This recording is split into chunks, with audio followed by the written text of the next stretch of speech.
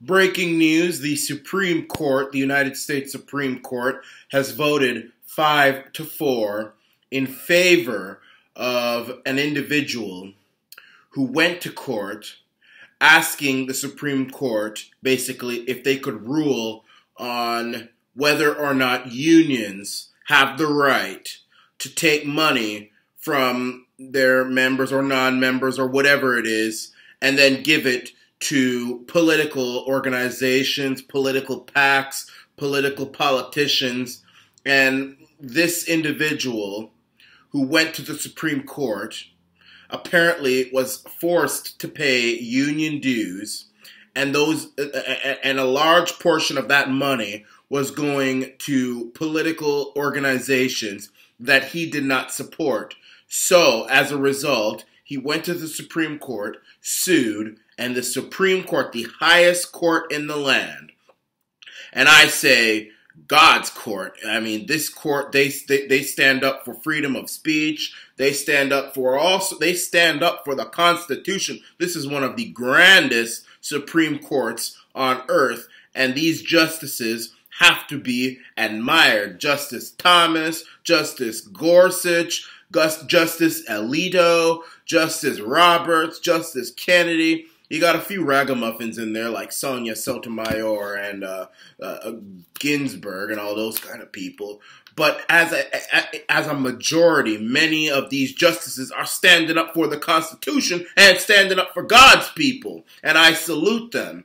And they have said that unions do not have the right to take money from individuals and then give it to political organizations that many of the individuals or any individual does not support. Now try doing something like that in Canada. I mean, my goodness. Now I'm not saying that I am anti-union. I'm actually pro-union. I have nothing against the union. I've been a part of more unions than you can shake a stick at. I am supporting unions, and on most cases, I support many of the strikes that they do to get some of these public, many of these universities and colleges in this country, I'm talking about Canada now, and public organized institutions, these crown corporations and these government institutions, and bring them in line. You know, some of these universities, some of these colleges are trying to lay people off and put in technology to replace them. And they say, no, you can't do, we're human beings, we have children, we're not doing this, and we're going to stand up to you. They did it at Durham College, they're doing it at York University. I am not anti-union. However, I do believe in freedom, and I do believe in right to work. And I do believe that if somebody wants to work, they shouldn't have to be forced to join a union and give a lot of their hard-earned money that they barely get anyway. I mean, a lot of these people don't get paid anything, and a lot of that money in their paycheck goes to a union, and a lot of that money that the union gets, they're giving it to politicians. I mean, that's foolishness. And now the unions are saying, well, now we're going to strike now. You done vote against us. We're going to strike, and we're going to make noise, and we're going to riot.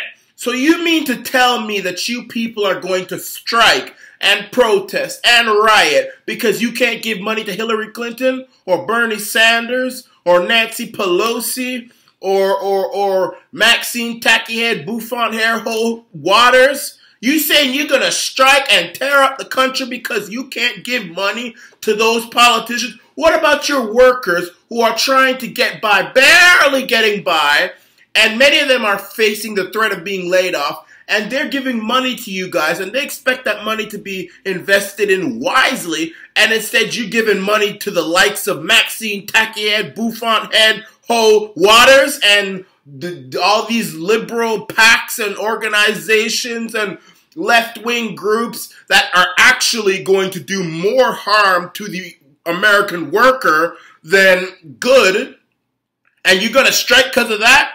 You ain't for the workers. Now, again, let me emphasize, I am not anti-union. I am very pro-union. They do a great job in standing up for the workers when many of these big corporations try and have their way with them. And I worked. I'm a working man. I'm a working class person. I do want to own a business one day and be an business person, and I will have a good relationship with the unions if they treat me fairly. But I do believe that if people don't want to join the union, they shouldn't have to. If you want to opt out, go ahead.